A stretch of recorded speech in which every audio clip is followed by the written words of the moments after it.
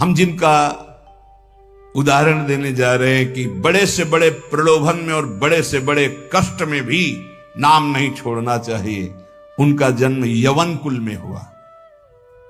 यवन कुल, हरिदास जी महाराज।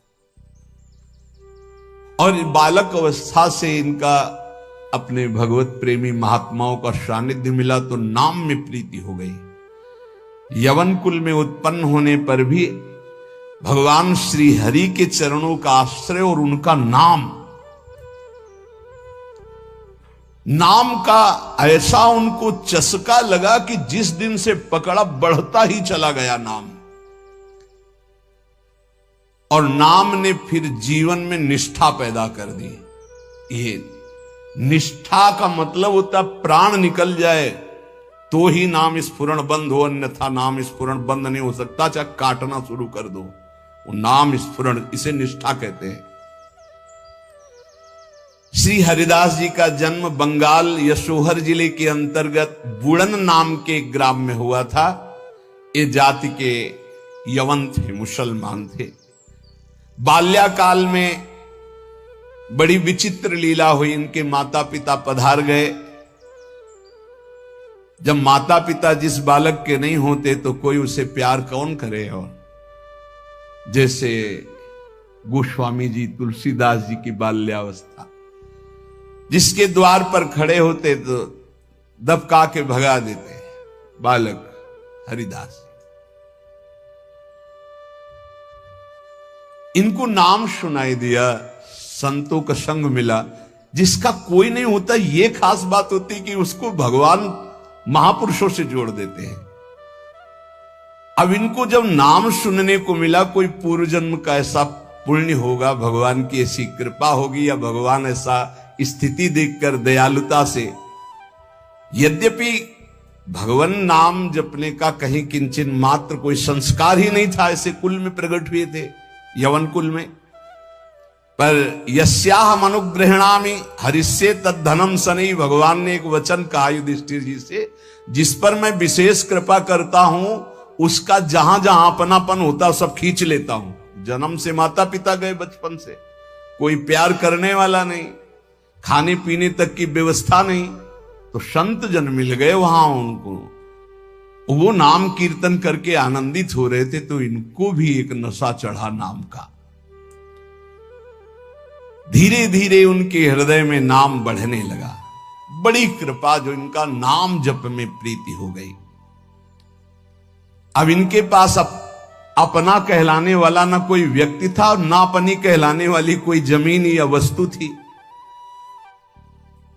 थोड़ा बड़े हुए तो घरों के सामने ऐसे मांग लेते, भूख लगी कुछ दे दो, तो कोई रोटी दो रोटी दे देता, बस पा लेते। गांव के बाहर वृक्ष के नीचे बैठकर बस कृष्ण कृष्ण की रट लगा देते। 24 घंटे में एक बार मांग लेते, जो मिल जाता खा लेते, खूब नाम जप करते। अब ये घर छोड़कर बेनापोल नाम के घोर निर्जन वन में एक फूस की कुटी बनाकर अकेले रहते। अखंड ब्रह्मचारी, भिक्षावृत्ति और बस नाम का निरंतर गान जप, ऐसे जोर जोर से नाम का कीर्तन करते हुए जब ऐसा तेज प्रकट हुआ कि जो देखे इनको लुभायमान हो जाए। ब्रह्मचर्य में बड़ा तेज होता है। अगर शरीर रोग ग्रसित ना हो और संयम से चल रहा है तो लाखों करोड़ों के बीच में उसका अलग चेहरा दिखाई देगा कि ये अलग है। ब्रह्मचारी का पहचान होती, वो चिकनाहट से नहीं होती पहचान। चिकनाहट तो अभक्ष पदार्थ खाने वालों के भी चेहरे में होती है। उसका तेज, उसके नेत्र, उसकी वाणी, उसका आकर्षण, लाखों में अकेला वो नजर आएगा। आजकल के 13-14 वर्ष के नए नए बच्चे ऐसे गंदी वासनाओं के शिकार हो रहे हैं, बड़ा हृदय पीड़ित होता है। छोटे छोटे बच्चों को गलत शिक्षाएं बच्चों से मिल गई या मोबाइल से मिल गई, सर्वस्व नाश कर रहे। जिस समय लावण्य प्रकाशित होने की नव किशोर अवस्था, उसी समय नष्ट हो जाते हैं। जो देखता ठाकुर हरिदास जी को प्रभावित हो जाता। क्या दे दूं, ऐसा लगता क्या दे दूं, कैसे हमसे बात करें, ये हमारी तरफ हेर ले, नेत्र नीचे, बस नाम चल रहा है। जब भिक्षा के लिए जाते तो प्रभावित होकर लोग, एक समय था कि दबका देते, एक समय था मांगने से एक आध रोटी, लोग हाथ जोड़े खड़े रहते, हमसे ले, हमारे पास बैठ के पालो। पर इनका भगवान नाम चल रहा है, ना बोलना किसी से, ना नाम का तार टूटना, बस धीरे धीरे निरंतर नाम उच्चारण करते रहना। भगवान नाम का इतना प्रभाव पड़ा कि जहां वो बैठ जाते वो स्थान पवित्र हो जाता, वहां लोगों को शांति मिलने लगती। ये प्रभाव होता है। इनका यश फैलने लगा दूर दूर तक। अब लोग इनके दर्शन करने के लिए आने लगे। तो जब लाखों की श्रद्धा होती तो 10-5 ऐसे दुष्ट स्वभाव के होते हैं कि उनको ईर्ष्या होती, जलन होती है, अपने आप होती, महापुरुषों से उनको जलन होती है। वो भगवान की लीला होती है। क्या लीला होती है? डंडे में ही झंडा फहराया जाता है। तो ये जो दुष्ट लोग ईर्ष्या करके भक्त को सताते हैं, ये डंडे का काम करते हैं, उनका यश फहराते हैं। जो दुष्ट और ईर्ष्यालु लोग हैं उनको असह्य हो गया यश। लाखों लोग जब हरिदास जी के दर्शन के लिए हो, तो उसमें से ऐसे भी लोग थे जिनके भारी ईर्ष्या पैदा हुई, कैसे इनको नष्ट किया जाए। ये ऐसे होते हैं ईर्ष्या। पूज्य उड़िया बाबा का जब वृंदावन में यश प्रकट हुआ तो कुछ लोगों ने चंदा इकट्ठा करके बाबा की बीच सत्संग में नाक काटने के लिए आदमी तय किया। वो आदमी चाकू छुपा के गया प्रणाम करने की मुद्रा, और ऐसे जीव तो वहां उनके पार्षद जो मोरछली डरा रहे थे बहुत सावधान, तत्काल पकड़ते पकड़ते चावल भर नाक में चाकू चले गए। बाबा उनको तत्काल एकांत लय गुफा में ले गए और कहा, भैया हमने कभी कोई कटु वचन आपको कहा क्या? तो रो पड़ा, बोले बाबा पैसे में, गरीब आदमी हूं मैं, पैसे में बिक गया, मुझे अमुक ने इतने रुपए दिए हैं और कहा इसके बाद इतने रुपए और देंगे, मैं हाथरस का हूं, मैं गरीब आदमी हूं, केवल पैसे के लिए काम, मैं आपको नहीं जानता था पर हमसे कहा गया कि जाइए और ऐसा कर। बाबा मुझसे बहुत गलती। बाबा ने कहा कोई बात नहीं है, कुछ पैसे अपनी तरफ से दिलाए और कहा हाथरस की गाड़ी में बैठाल के आओ। अपने जनों से कहा कसम हमारी है अगर इसको एक शब्द भी कहो, तो सम्मान पूर्वक उसे हाथरस सुरक्षित भिजवा दिया। अकारण द्वेष मानने वाले पैदा हो जाते हैं जब किसी का यश होता है। कैसे इनका यश नष्ट हो? ये ईर्ष्यालु एक रामचंद्र खां नाम के बड़े जमींदार थे। यार हमारे पास तो जमीन रुपया पैसा, कोई नमस्कार नहीं करता है, 2 रोटी मांग के खाने वाला, नाम जपा, इसको जिसको देखो प्रणाम करता चल। ये लगता लगे कौन भाई? बोले बाबा जी। बाबा जी मतलब बाबा जी, तो एक लगता है क्या यार, मतलब बाबा जी क्या है? उसको लगा मैं जमींदार हूं, रुपया है, पैसा है, हमें तो कोई नमस्कार नहीं करता है, इसको जो देखो नमस्कार कर रहा है, कैसे इसका यश नष्ट करूं? तो पहला बाण होता है कामिनी। जब कभी किसी को नीचा दिखाना होता है, ऐसा होता है। जब कभी किसी का यश होता है तो विविध प्रकार की माया के पार्षद अपना प्रयास करते हैं। तो उसने विचार किया कि इसका कैसे नाश किया जा सकता है, कैसे नीचा दिखाऊं, इसके बड़े हुए यश को कैसे मिट्टी में मिलाऊं। जमींदार तो था ही, पैसे थे ही। उसने विचार किया कि इनके पतन करने के लिए, इनका पतन भी करूं, उपहास भी करूं, दोनों बातें हो जाएंगी। उसने नवीन अवस्था की वैश्या 2 जो उसके परिचय में थी, उनमें से एक को देखा जो बहुत प्रवीण, बहुत सुंदर, बहुत चालबाज, चतुर। उसे कहा जितना रुपया चाहोगे उतना देंगे, बस इनकी कुटिया में जाओ, इनको पतित कर दो, फिर हम अल्लाह मचा देंगे और तुम हां बोल देना। वो पैसे में बिकने वाली उसको तो क्या। पर सीमी की चाप सके को ताशु, बड़ रखवार रमापति जाशु। जिसके बड़े रक्षक भगवान है उसको कौन पतित कर सकता है, नीचा दिखा सकता है। एक बार गदाधर भट्ट जी का बहुत बड़ा यश फैला हुआ था। जब वो सत्संग करते तो हजारों लाखों लोग सत्संग का आनंद लेते। तो उसमें एक कल्याण सिंह नाम के जमींदार धनी मानी आते थे। अब सत्संग में संयम की चर्चा होती, तो जब से सत्संग सुना उन्होंने अपनी पत्नी से बात नहीं किया। गृहस्थ धर्म का जो संयोग है उन्होंने बात ही नहीं की। पत्नी ने देखा कि हमारे वर्षों होते जा रहे हैं और हमारे पति हमारे हाथ से गए। यद्यपि उनके सौम्य बर्ताव, बड़ा साधुता का बर्ताव, पर वो काम से पीड़ित होकर के हमारे जीवन में आग लगाने वाला एक गदाधर भट्ट जी हैं। अगर ये कथा ना करते तो हमारे पति का स्वभाव ना बदलता और हमारा जीवन गृहस्थ धर्म नष्ट ना होता।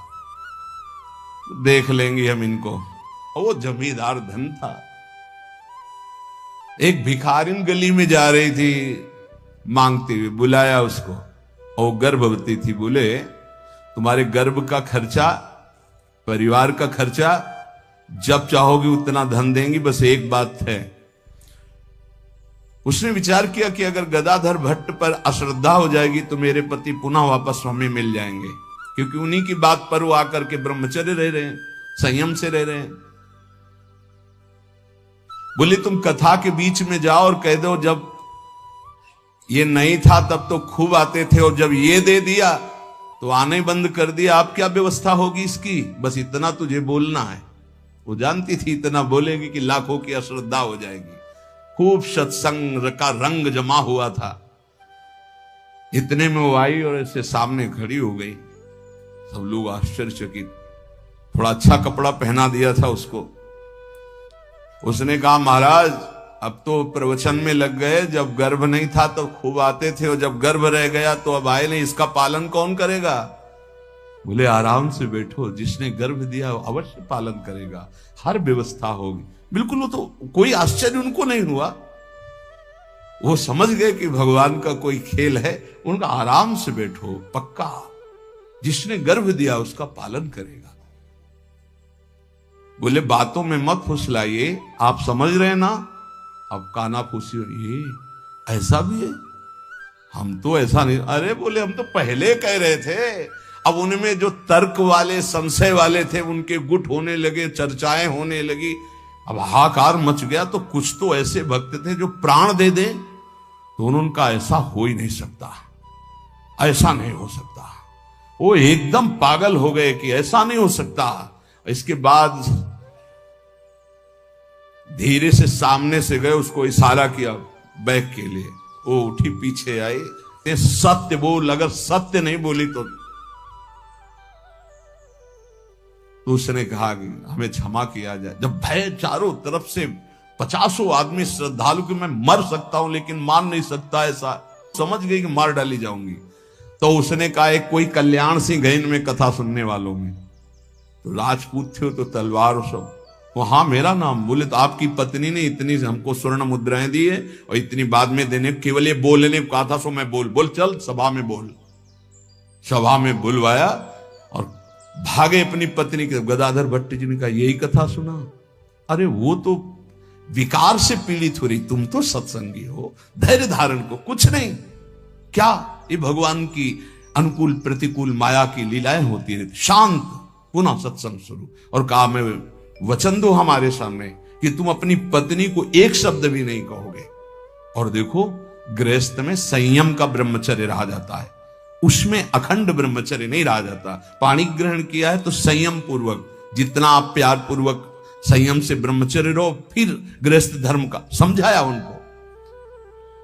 तो बड़े बड़े महापुरुषों के जीवन में होता है। रामचंद्र खान ने एक वैश्या से कहा तुम जितना रुपया मांगोगे देंगे, इनको भ्रष्ट कर दो, फिर हल्ला मचा देंगे, फिर इनका सब यश धूल दूषित हो जाएगा।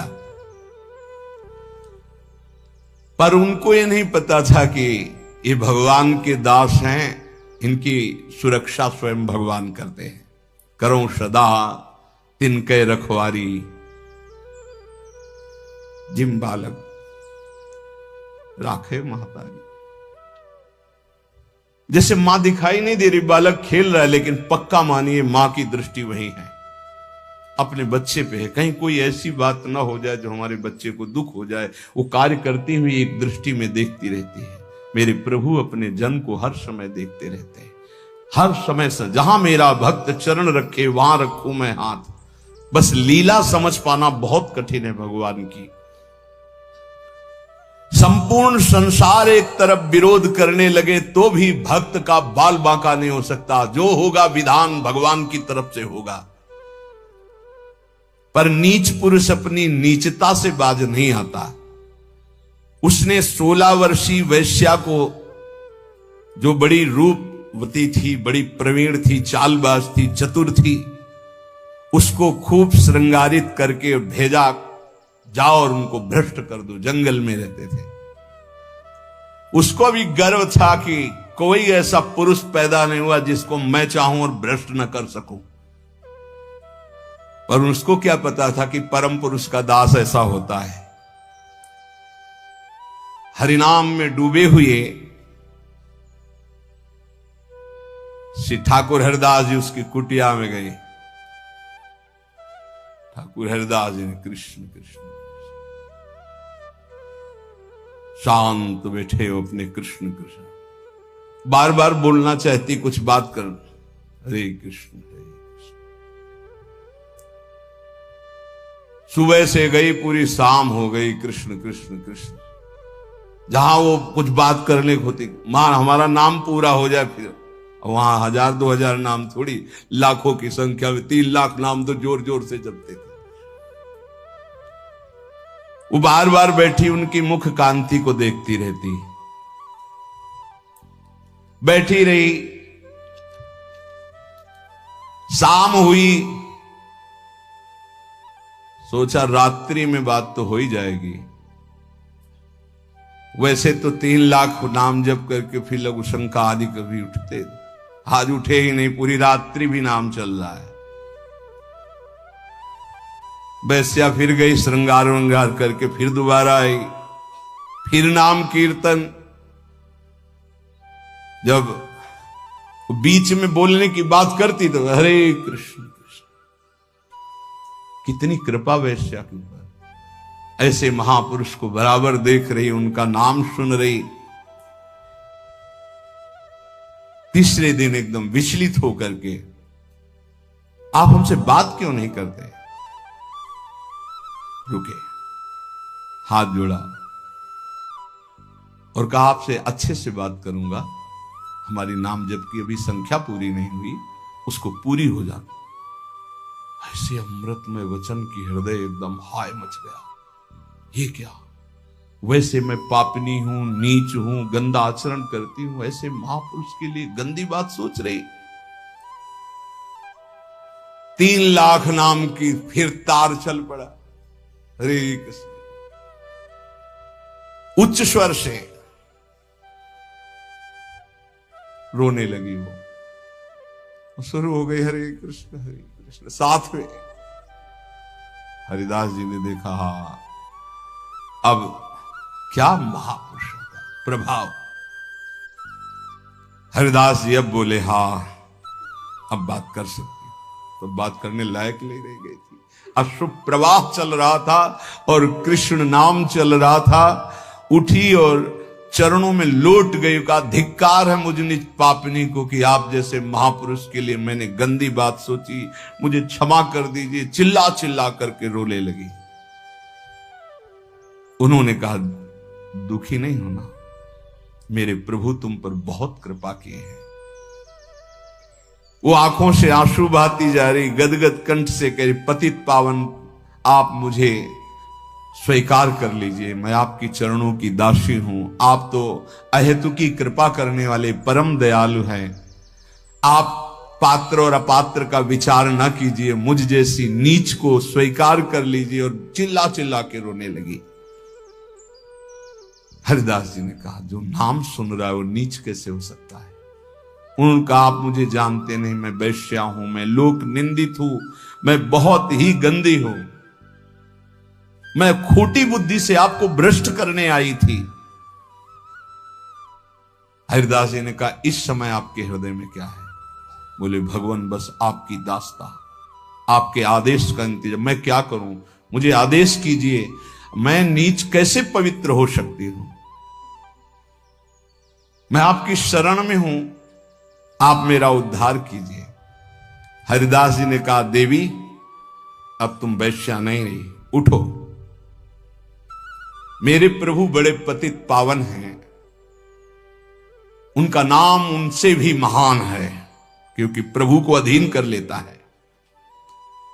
मेरे प्रभु के नाम में कोई भेदभाव नहीं, कोई भी जप सकता है, कोई भी अपना परम कल्याण कर सकता है। मेरे प्रभु के नाम में इतनी सामर्थ्य है कि कोई इतना पाप इकट्ठा ही नहीं कर सकता जितना नाम में पाप नाश की सामर्थ्य है। तुमने जो पाप कर्म से पैसा पैदा किया है, आज से उसका प्रयोग मत करना, उसे हटा दो, उसे दे दो, गरीबों को बांट दो। और आज से तुम जो 3 दिन से नाम सुन रहे हो, इसी नाम को रटो। देखो, ये नाम तुम्हें परम पावन कर देगा। वैश्या ने कहा, अब तो मैं जाऊंगी नहीं अपने घर, संपत्ति बांटने की तो बात, अब वहां जाऊंगी नहीं। तो उन्होंने कहा, फिर इसी कुटिया में रहकर तुम नाम जप करो। मैं चला। वो वैराग्य लेके उसी कुटिया में नाम जप करने लगी और उसका नाम हरिदासी हुआ। और हरिदास जी उसी समय उस कुटिया से निकले, सीधे शांतिपुर अद्वैताचार्य के समीप चले गए। अद्वैताचार्य जी बहुत बड़े महाभागवत, वो सदैव श्री कृष्ण चिंतन में संलग्न रहते, अद्भुत विद्वान, शास्त्रज्ञ, भगवत प्रेमी महापुरुष। अब वो फटे पुराने कपड़े पहन करके वैश्या वही नाम कीर्तन करें। अब उस जमींदार के तो होश उड़ गए कि मैंने भेष छुड़वाने के लिए वैश्या को भेजा था और यहां वैश्या ही अपना भेष परिवर्तन करके वहां नाम जप करने लगी। ये क्या है नाम जपक जन, भगवान की जन। उस वैश्या का वैसे ही सम्मान होने लगा कुछ वर्षों बाद जैसे हरिदास जी का होता था। लोग उस वैश्या के दर्शन करने आने लगे, हर समय वैसे ही नाम जप करते हुए उसी भूमि पर जिस कुटिया में वो रहते थे वह हरिदासी नाम से कही गई। क्या महिमा है भगवान नाम जापक संतों की। और इधर रामचंद्र खां ने अपने कुकृत्य का फल पाया कि बादशाह का कोई अपराध बन गया, साबित हो गया नहीं अपराध होने पर भी, तो तत्काल आदेश हुआ, सारी संपत्ति और जमींदारी उसकी जब्त कर ली गई, उसको जेल में डाल दिया गया। ये साधु अवज्ञा तुरंत भवानी, कर कल्याण अखिल के हानि। कोई ऐसा मुकदमा, कोई ऐसी बात आ गई जिसमें उनका अपराध साबित हो गया और सारी संपत्ति जमींदारी जब्त कर ली गई, उनको जेल भेज दिया गया। खाने की भी व्यवस्था भंग कर दी गई, जेल में भारी कष्ट उनको दिया गया। पक्का जो भक्त का अपमान करता है, भक्त को नीचा दिखाना चाहता है, उसकी दुर्गति पक्की हो जाती। यहां तो ये ब्याज है, मूल तो और मिलेगा। अब आती है भय की बात, यह है प्रलोभन। जब कोई भगवत मार्ग में चलता है तो इतना तो तैयारी रखो ही, जैसे आर्मी में कोई जाता है ना तो इतना दौड़, इतनी ऊंच, इतनी कूद होना चाहिए, ऐसा ऐसा, ये चढ़ना, ये उतरना। ऐसे हमने देखा जब हम गंगा किनारे भ्रमण कर रहे थे तो फतेहगढ़ फर्रुखाबाद ये ट्रेनिंग क्षेत्र है उधर, तो गंगा के किनारे ही रेती में देखा, जैसे दौड़ में रेती में दौड़ लगा रहे हैं और थोड़ा भी उनमें कमी होती तो पेट पकड़ के ऐसे कैसे कैसे उनको बिल्कुल मजबूत तैयार करते हैं। तो अपने लोग तो हरि पार्षद हैं, ये तो राष्ट्रीय सुरक्षा त्रिभुवनपति के पार्षद होते हैं, जो संत जन भगवान नाम जापक होते हैं। अब इनकी कसाई कितनी जोर की होती है, पर उनके हृदय में भय नहीं होता, बस ये बात समझ लीजिए। ये सुन करके भयभीत मत होना। तुम्हारे ऐसे साथ नहीं, कक्षा 1 के विद्यार्थी को पीएचडी का प्रश्न नहीं दिया जाता, ये सब डिग्री प्राप्त है। अपने लोग अभी 1 के भी नीचे चलने लगे क्लास, नहीं चलते। हमारे समय में तो नहीं चलते थे, 1 2 3 सीधे भर्ती 1 में होती थी। अब तो सुना है कक्षा 1 तक पहुंचने के लिए 2-3 साल लगते हैं। नहीं, क्या बोला जाता है उसको, एजी केजी जो भी ले तो अपने समझो एजी केजी वाले हैं अपने, अभी नंबर 1 पे ले आए हैं। अभी परीक्षा उनकी होती है जो बहुत, ये डिग्री है, ये डिग्री वाले महापुरुष हैं। आजीवन भगवान को समर्पित करके अनन्य, कांप जाए कोई इनके साथ जैसा हुआ। पहली तो ये बात सुनी ना, एकांत जंगल है, 16 वर्ष की सुंदरी वैश्या है, और वो आई है भ्रष्ट करने के लिए, और वो नाम जप कर रहे 3 दिन 3 रात बराबर, एक बार भी। क्या मन है इनका, क्या है स्थिति इनकी, यह है भगवान के शरणागत की। जब तप भजन पूजन लौकिक पारलौकिक सब प्रकार के कार्यों में फल प्रदान करने के लिए विश्वास प्रधान है, विश्वास होना अति अनिवार्य है। जिस पर जैसा विश्वास जम जाता है उसको वैसा ही फल मिलता है।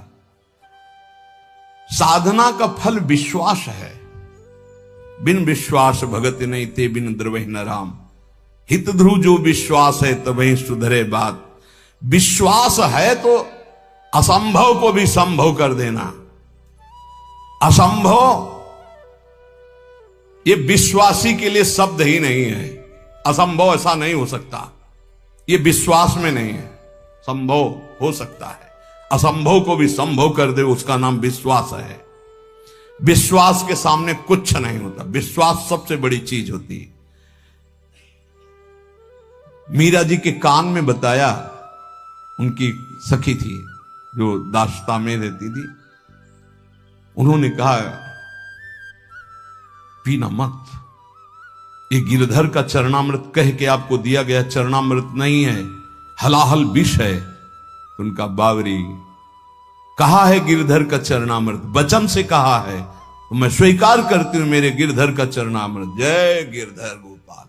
पूरा हलाहल विष पी गई, पूरी रात कीर्तन करती रही, कहीं कुछ नहीं, एक बार भी मूर्छा नहीं आई। और जब विक्रम राणा ने सुना कि हलाहल विष पिया, तो पिलाने वाली जो दासियां गई थी उन्होंने उनका सरकार सामने पिया है। उनका इस वैद्य ने गड़बड़ी कर दी, बुलाओ इस वैद्य को जिसने जहर बनाया था। वो तो राज शासन। हाँ हुजूर। बोले लाओ कटोरा, लाओ कटोरा लाए। बोले धो इसको, पिलाओ इसको। बोले सरकार मर जाऊंगा, इतना हलाहल विष है कि 50 लोग कटोरा धो के पिलाने पे मर सकते हैं। उनका मीरा नहीं मरी, पूरा जहर पीकर तू कैसे मर जाएगा, तूने जहर बनाया ही नहीं। उनका सरकार पिला दोगे तो मर जाएंगे। धो के पिलाया, जब जे ही जबान में पिया, फड़क फड़क करके मर गया। इतना धोने वाले उसमें विष था, तो हलाहल विष, कोई असर मीरा जी के ऊपर नहीं हुआ। क्यों? विश्वास, गिरधर का चरणामृत। विश्वास। तो नामदेव जी ने भगवान का जो अर्चावतार पाषाण का हित था, दूध का कटोरा ऐसे पिलाया, बात करते थे भगवान। विश्वास। धन्ना भगत के खेत में बिना बोए फसल तैयार हो गई। कैसे?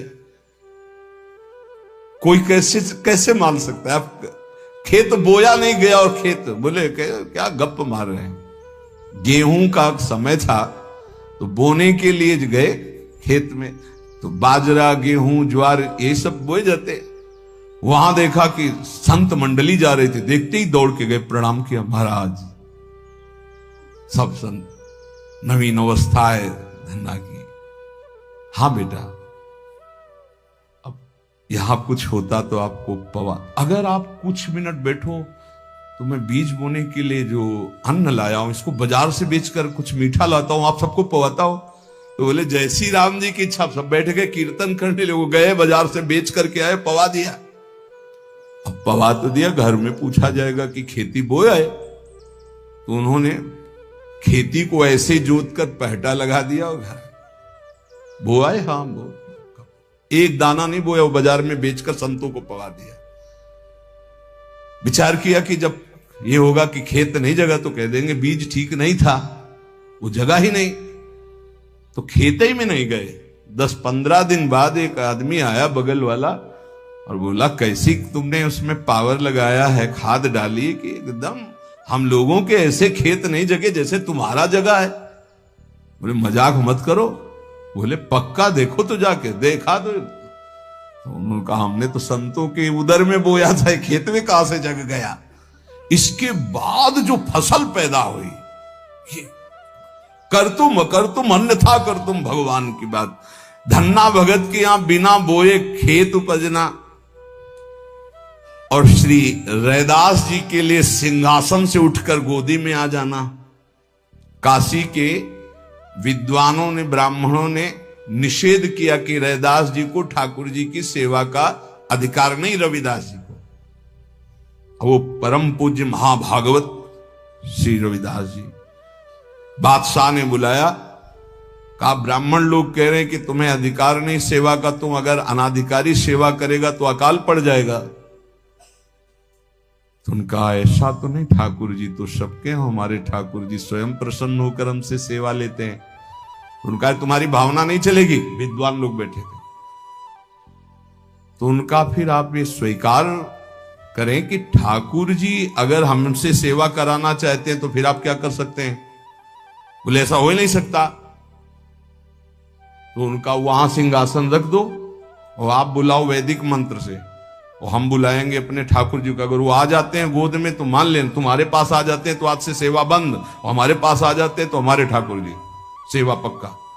बादशाह ने कहा हाँ ऐसा कैसे हो सकता है, मूर्ति कैसे चल सकती है। तो सभा में बहुत दूर ठाकुर जी विराज, और शुरू किए मंत्र पढ़ना हुआ तो ठाकुर जी भाववश्य भगवान। ठाकुर जी की तरफ देखा और भाव में भर करके जे भी ऐसे किया, तो जिसे छोटा बच्चा दौड़ के आ जाए, ऐसे ठाकुर जी सिंहासन से दौड़ के आए और श्री रविदास जी के गले लग गए। ब्राह्मणों ने फिर कहा ये इन्हीं के ठाकुर हैं, इसलिए कोई तंत्र मंत्र कर दिया, हम अपने ठाकुर विराजमान। बोले विराजमान करो। फिर भी वैसे ही हुआ। तो कह रहे विश्वास का प्रभाव देखो, रैदास जी के लिए स्वयं मूर्ति दौड़ कर चल करके आई और गले लग गई। विश्वास करके देखो, उस भोले ब्राह्मण के लिए वृंदावन से गोपाल जी साक्षी देने विवाह की जा रहे हैं। सुना है ना चरित्र। क्योंकि फिर हरिदास जी के चैत्य में बाधा पड़ी। एक ब्राह्मण बूढ़ा था और धनी मानी था, 4 लड़के थे, एक लड़की थी। अपने लड़कों से कहा कि हम तीर्थ यात्रा जाते हैं, 4 में से एक चलो, सहयोग करो। तो उन्होंने कहा तुम्हें तीर्थ जाना जाओ, हमारे पास समय नहीं। और विचार कर रहे थे कि बूढ़ा आदमी तीर्थ कैसे जाऊं। तो पड़ोस का एक गरीब ब्राह्मण का जवान बालक था, वो आया, उसने कहा काहे को सोच रहे हो, क्या बात सोच रहे हो। बोले हम तीर्थ यात्रा करना चाहते हैं।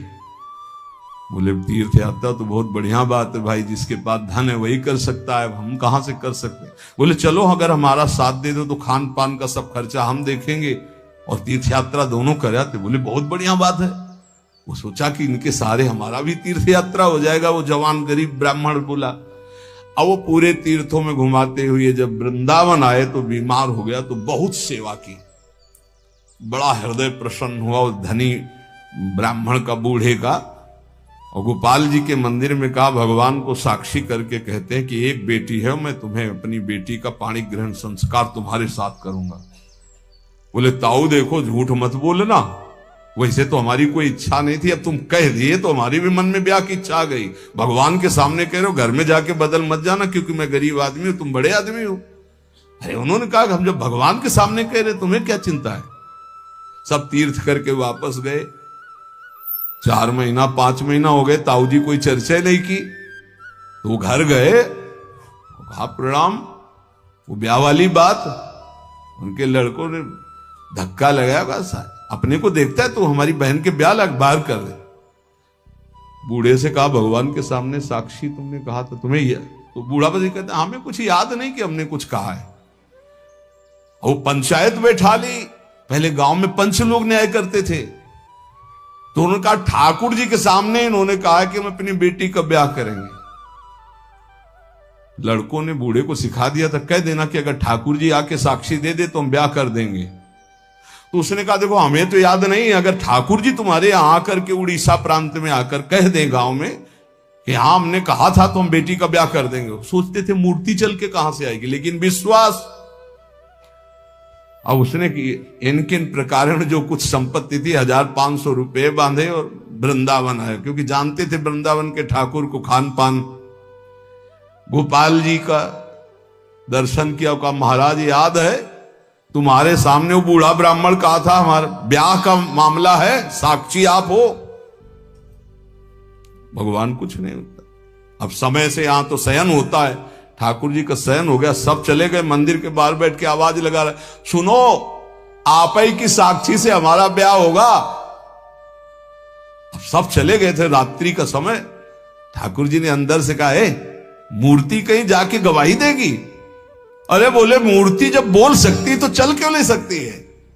ठाकुर जी उठ के आए और कहा देखो यार चल तो सकते, हमें खान पान की भी। बोले हमें पता था, आपका स्वभाव पता था कि माखन मिश्री ये सब आपको पसंद है, हमारे पास कुछ रुपया है, हम सब खरीद लेंगे और लेकर चलेंगे। तो बोले जल्दी व्यवस्था करो, रातों रात यहां से निकल चलते। ठाकुर जी देखो तैयार हो गए। बोले चलोगे तुम? हमारे साथ चलना है आपको, तो आगे आगे चलोगे कि पीछे चलोगे? ठाकुर जी ने कहा आगे तो तुम्हें चलना पड़ेगा, पीछे हम चलेंगे। बोले ना आए तो कैसे पता चलेगा आप आ रहे? बोले हमारे नूपुरों की ध्वनि सुनाई देगी, पर एक बात है अगर पीछे मुड़ के देख लिया जहां से वहां से हम नहीं जाएंगे। बोले जब नूपुरों की ध्वनि पैर की आहट सुनाई देगी तो हम क्यों देखेंगे पीछे? खवाने पियाने के लिए तो पीछे देख सकते हैं रुक के। बोले हाँ ठीक, बात तय हुई। गोपाल जी चले, कई दिन खवा पिया के ठाकुर जी को भोग लगा के जब गांव के नजदीक रह गया तो उसने देखा कि आ रहे कि नहीं, पीछे देखा ललित त्रिभंगी ठाकुर। ठाकुर जी ने कहा देखो अब तो नहीं जाएंगे। बोले जरूरत भी नहीं, हम सबको बुला के लाते हैं। गांव में हल्ला मचा, वृंदावन से गोपाल जी आए साक्षी देने के, भीड़ लग गई। ब्राह्मण ने कहा अपने लड़कों से कि अब नहीं, अब तो साक्षी देने की जरूरत ही नहीं, भगवान पधार गए और ब्याह। बोले विश्वास का फल देखो, मूर्ति चल करके यहां से उड़ीसा प्रांत जाकर साक्षी देने लगी। विश्वास का फल देखो, भयंकर से भयंकर कष्ट की परिस्थिति में प्रहलाद जी की आह नहीं निकली, और प्रहलाद जी का विश्वास देखो, खंभे से नरसिंह भगवान का अवतार हो गया। ये विश्वास बहुत बड़ी उपलब्धि है साधना की। महात्मा हरिदास जी विश्वास के तो मूर्तिमान स्वरूप हैं। उन्होंने नाम को ही अपना जीवन माना, भगवान निष्ठा उनके हृदय में अटल भाव से थी। बेनापोल की निर्जन कुटिया में उस वैश्या का उद्धार करके उसे हरिदासी बनाकर आप शांतिपुर आ गए, अद्वैताचार्य जी के पास। शांतिपुर के समीप ही फुलिया नामक ग्राम में एकांत में छोटी सी फूस की झोपड़ी बनाकर अहरनिश कृष्ण नाम जप रहे थे। उस समय बादशाह यवन ही था और वहां के बड़े बड़े काजी अधिकारी यवन ही थे। भारी अत्याचार उन लोगों का था, यहां तक कि उनके धर्म के विरुद्ध कोई चू नहीं बोल सकता था, सत्ता थी। अब जब वहां काजी को पता चला कि रात दिन ये नाम जप करता है और यवन धर्म से इसका जन्म है, तो उनके मन में आया कि इसको दंड दिलाया जाए कि बड़ा इसका सम्मान हो रहा है। काजियों का ये समझो एक तरह के वो बादशाह ही होते थे, बादशाह उन्हीं के इशारे से चलते थे। गोराई नाम का एक काजी था जो बहुत ही कठोर और कर्कश स्वभाव का था। हरिदास जी का प्रभाव देखकर वो ईर्ष्या से देखता। मतलब कुछ लोग ऐसे देखते हैं कि बस उनके पास जो है वो भस्मासुर वाली ताकत नहीं है कि हाथ धर दे भस्म हो जाए, नहीं तो भक्तों को वो भस्म ही कर दे। ऐसी दृष्टि होती है, वो दृष्टि से पता चलता है। वो हरिदास जी को ऐसे देखता कि कैसे इनको नष्ट कर दूं। और जब उसको ये पता चला कि यवन धर्म के ही हैं, तब तो बढ़िया उसको रास्ता मिल गया। हरिदास जी का प्रभाव दिनों दिन बढ़ता चला जा रहा था। उसने विचार किया कि यवन धर्म के होकर के हिंदू धर्म का नाम ले रहे हैं, ये तो कुफ्र है, काफिर है, ऐसा काजी ने विचार किया। इसे बादशाह के सामने पहले पेश करें, फिर इसको दंड निर्धारित करें। गुराई काजी ने विरुद्ध राज दरबार में अभियोग चला दिया ठाकुर हरिदास जी की। राज आज्ञा हुई तत्काल गिरफ्तार किया जाए, क्योंकि बादशाह यवन था। हथकड़ी बेड़ियों से जकड़ लिए गए ठाकुर हरिदास जी। ये डरना नहीं, ये डिग्री वालों की बात है जो उच्च कोटि के महापुरुष हैं। तुम मत सोच लेना कि हम राधा राधा जपेंगे तो, हाँ, ऐसा नहीं। भगवान वो सामर्थ्य देते, जो प्रहलाद जी को सामर्थ्य दी, वही ऐसे भक्तों को सामर्थ्य देते। ऐसा नहीं है कि अपने सामर्थ्यहीनों को ऐसा प्रश्न कर, ऐसा नहीं, डरना नहीं कि भगवान बड़ी भारी परीक्षा लेते हैं। हथकड़ी बेड़ियों से जकड़ लिए गए और इनको पेश किया गया निरपराध हरिदास जी को अपराधी की तरह। बादशाह ने देखा 9 युवक तेज से प्रभावित, मानो पूरा सभा आश्चर्यचकित और आलोकित हो गई हो, प्रभावित हो गए। जो यवन बादशाह थे, और कहा सम्मान से इनको बैठाला जाए। आसन दिया गया, आसन पे बैठे। हरिदास जी जब बैठ गए तो बादशाह ने कहा कि आपने स्वाभाविक धर्म परिवर्तन किया है।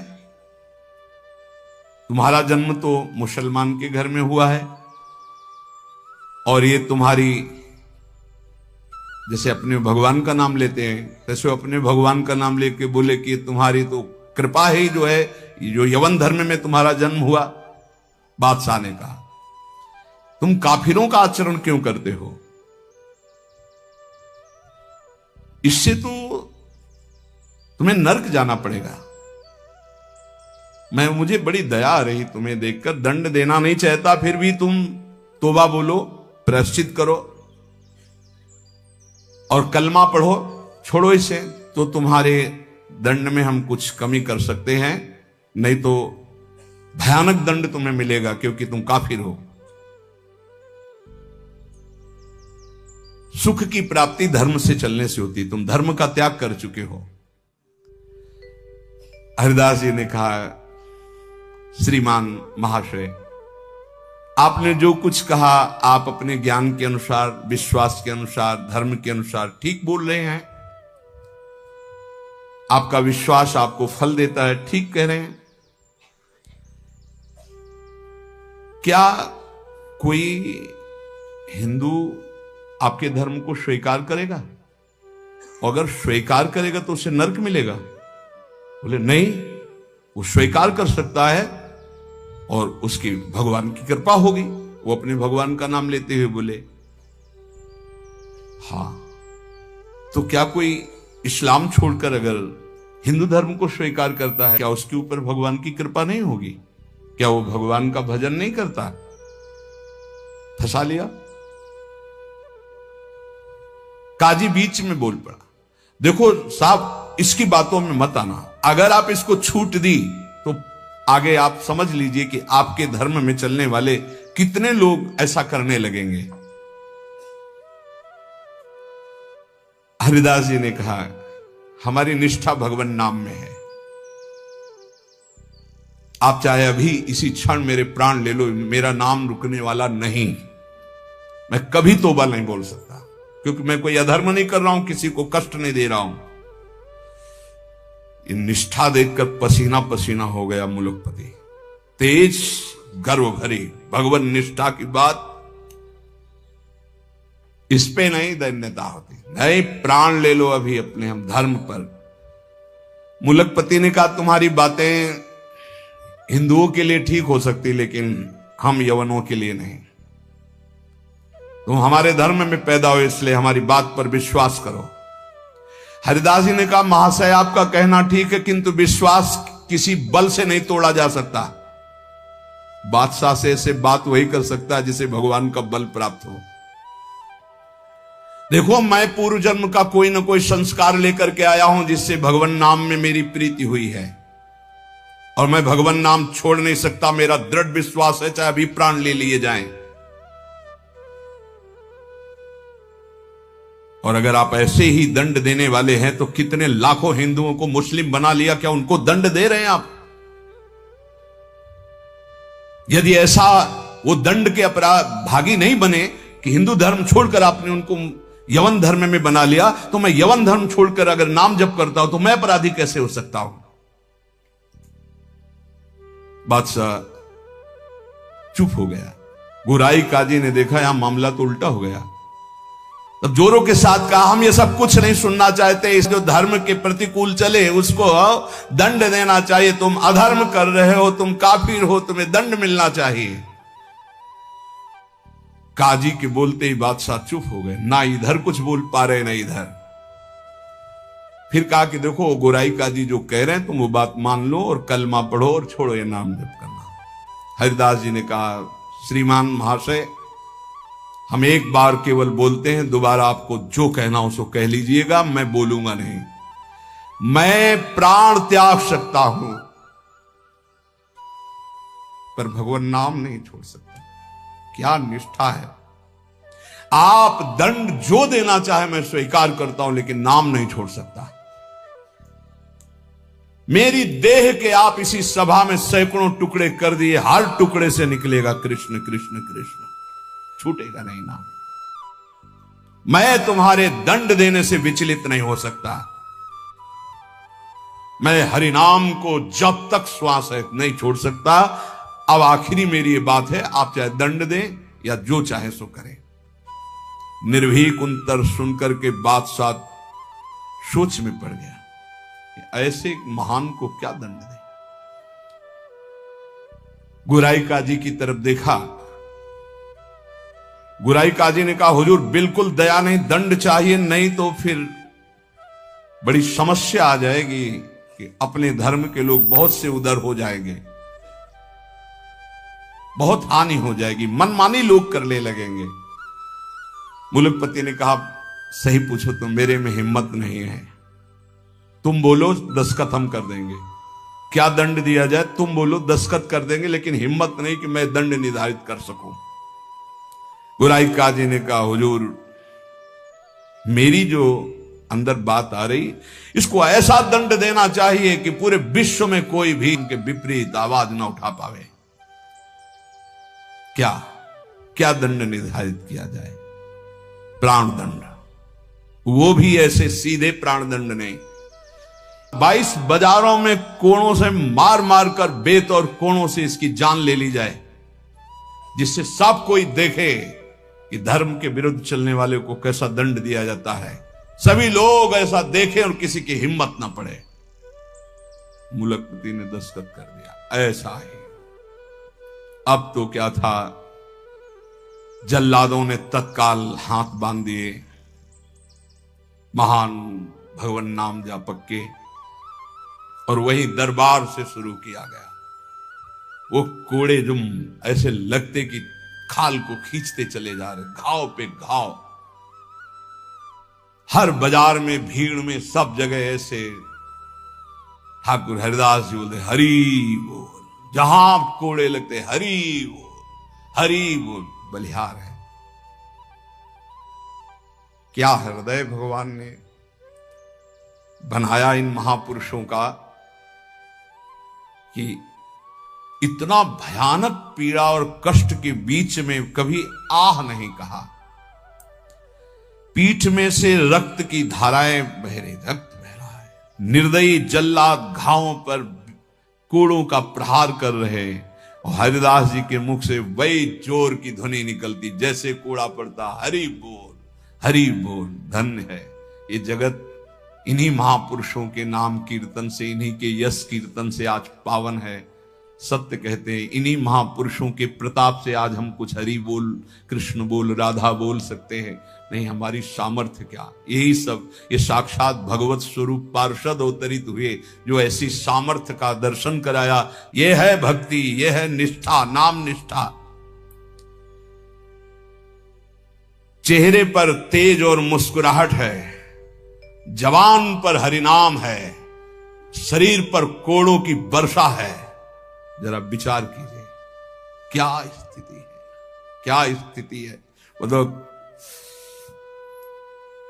देखने वाले चीख पड़ते, रो पड़ते, दुख से आंखें बंद कर लेते। अरे ऐसे निर्मम जल्लाद ऐसे महापुरुष को कष्ट दे रहे हैं जो निरपराध, कोई अपराध नहीं किया, लेकिन किसी की हिम्मत क्या कि कोई बोल सके, कोई रोक सके बादशाह के हुक्म के आगे।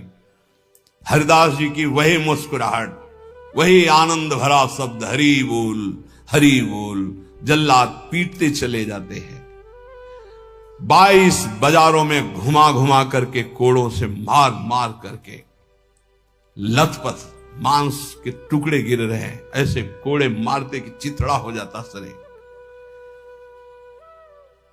जल्लाद आश्चर्य में हो गए कि किस माटी का बना हुआ ये भगत है, एक बार भी उफ नहीं निकला, आह नहीं निकला, हरि बोल, हरि बोल। और जहां वो मारते कोड़े और कहते, अब भी कहता है हरि बोल, हरि बोल, तो मुस्कुरा के देखते बोले तेरा भी कल्याण हो गया। क्योंकि वो भी यवन जल्लाद थे, वो गुस्सा में बोलते, अब भी कहता है हरि बोल, हरि बोल, तो कहते तेरा भी कल्याण हो गया, क्योंकि तू भी 2 बार तो हरि हरि बोला, तेरा भी कल्याण हो गया। ऐसे कोड़े चल रहे थे कि 10-5 कोड़ों में ही मृत्यु हो जाए आदमी की। पीठ पर असंख्यों कोड़े, नाम बराबर उच्चारण हो रहा है, कोई मुखारविंद में वेदना नहीं, कोई दर्द की वेदना नहीं। हरिदास जी बीच बीच में भगवान से प्रार्थना करते जा रहे हैं, प्रभु किसी का दोष नहीं, नाथ किसी को दंड मत देना, न इन जल्लादों को, न काजी को, न बादशाह को। प्रभु मेरी प्रार्थना है, किसी को दंड मत देना। प्रभु से बात कर रहे हैं। जो दंड दे रहे हैं उनके लिए वो उसी समय भगवान से प्रार्थना कर रहे हैं कि इनको किसी को कष्ट, क्योंकि पता है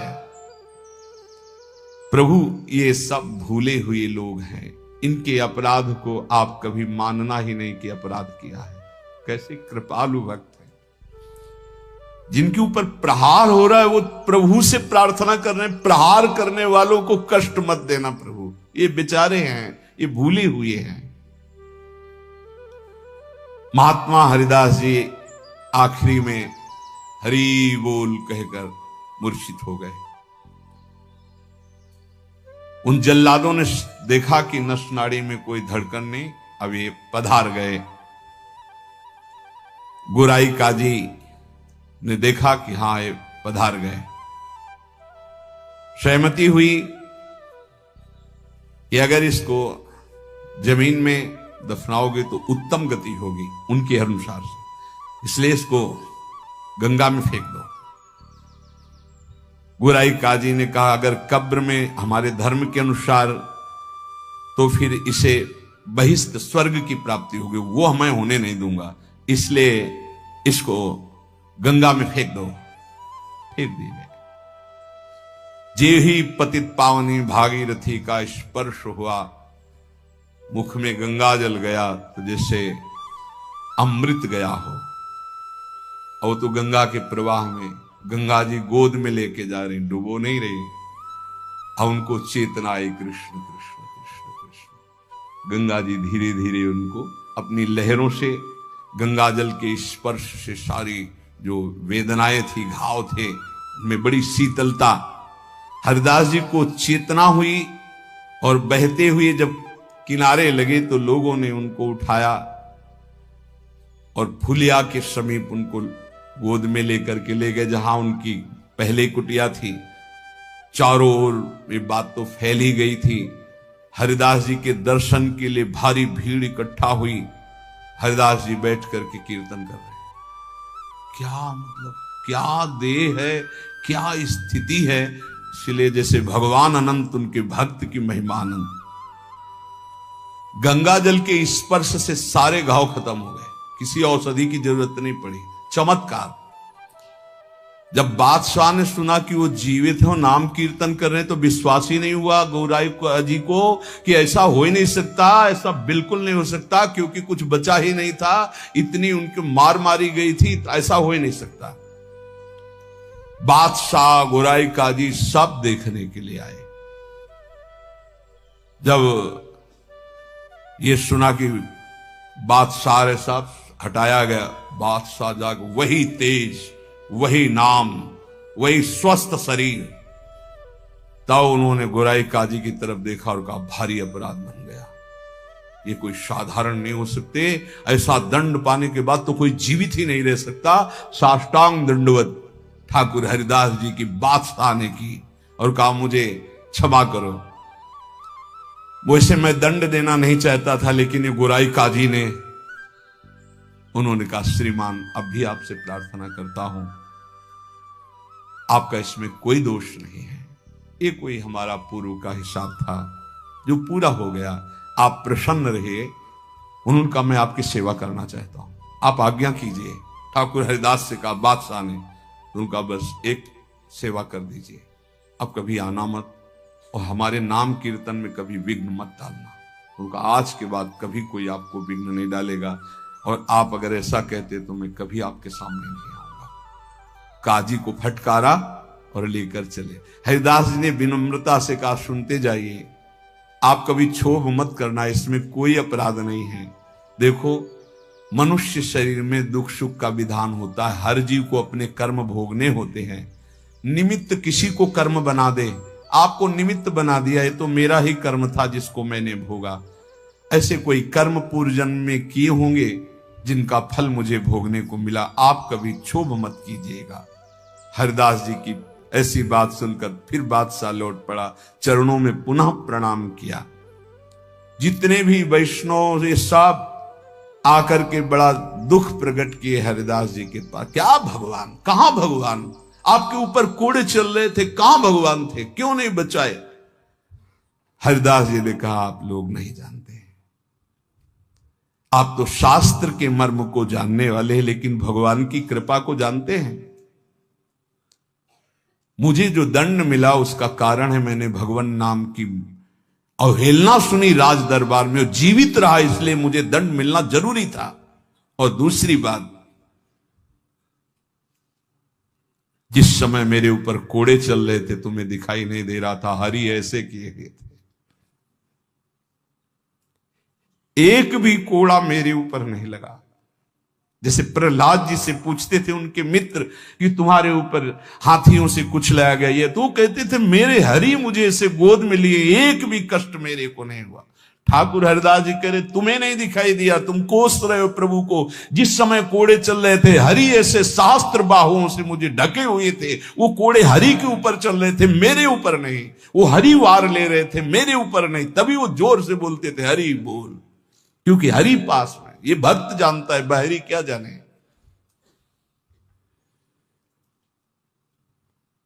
मुझे तो तनिक भी दुख नहीं हुआ, ना क्लेश हुआ। बस आप सब भक्तों से यही कहते हैं, ठाकुर हरिदास जी कह रहे हैं, आप अविश्वास मत कीजिए प्रभु पर, उनके नाम में अपार सामर्थ्य। मुझे जो सुख मिला है वो तुम्हें कैसे बताऊं। जिस समय नाम चल रहा था और कोड़े चल रहे थे, उस समय मेरे को भगवान ऐसे घेरे हुए थे, तुम्हें कैसे बताऊं। शरीर को इतना भी क्लेश नहीं था, ये भक्त ही जानता है। ऐसे उत्तर सुनकर समस्त वैष्णवों को हृदय में संतोष हुआ। नहीं तो एक क्लेश था, कहां है वो भगवान जिनका हम नाम लेते हैं और ऐसे महान भक्त की खाल खींची जा रही है, और वो उस समय कहां है वो जो कहते हैं करो सदा तिनके रखवारी, कहां है।